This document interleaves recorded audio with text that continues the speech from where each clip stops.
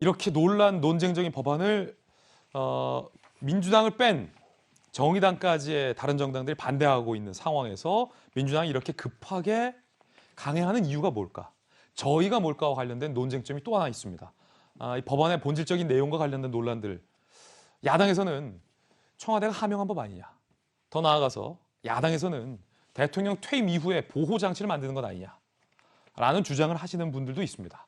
국경 없는 기자회라는 단체가 있는데 이렇게 비판했습니다.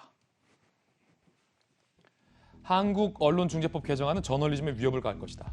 한국 국회의원들은 개정안을 부결시켜달라 라는 입장을 냈는데 국경 없는 기자회 워낙 유명하잖아요. 그리고 아사히신문은 한국의 법 개정, 언론 압박 용납 못하다.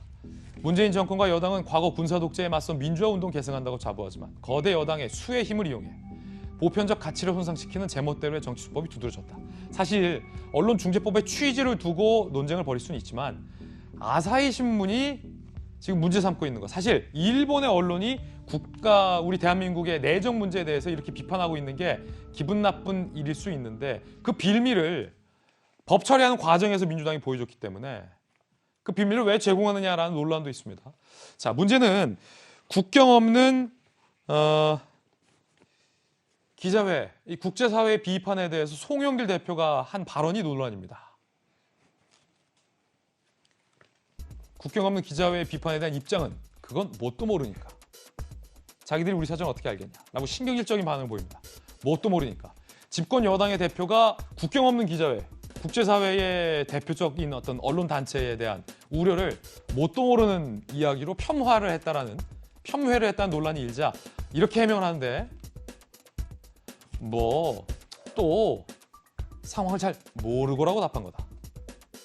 송 대표 억양이 세다 보니 그렇게 들었을 수도 라는 해명인데 이재명 기자, 이 해명이 납득이 됩니까? 뭣도 모르고 라고 한 발언이 아니라 또 상황을 잘 모르니 해명.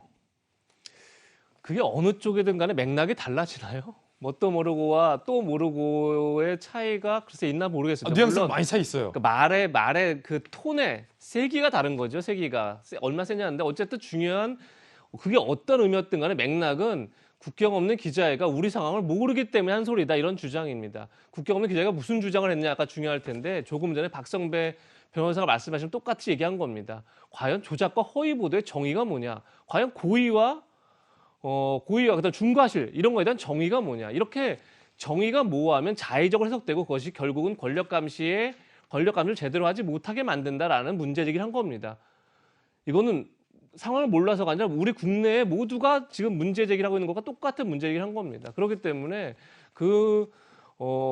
과연 그 국경 없는 기자회가 몰라서 한 게 아니다라는 것을 다시 한번 강조할 수밖에 없을 것 같고 조금 전에 조응천 의원이 지적한 것 중에 김진 앵커가 얘기를 했지만 이것은 마치 국민의힘이 밀어붙일 법을 우리가 막아야 되는데 도대체 상황이 어떻게 건지 모르겠다 이렇게 얘기를 했는데 저는 이게 굉장히 중요한 지적이라고 보는 게 이 법안은 민주당의 정체성과 연결된 법안입니다. 왜 그럴 수밖에 없냐면 어제 제가 얘기하다 말았는데 유인태 전 정무수석이 유인태 전 의원이 이렇게 지적을 합니다. 이건 그냥 자충수다 이렇게 얘기를 하면서 무슨 얘기를 하냐면 자유언론실천재단도 반대하고 있다. 근데 왜 이 단체를 얘기했냐면 이 단체가 1970년대에 군부 독재에 반대해서 언론 자유를 외친 해직 언론인들이 중심이 된 단체입니다. 근데 이 단체 이사장이 이부영 전 열린민주당 의장입니다.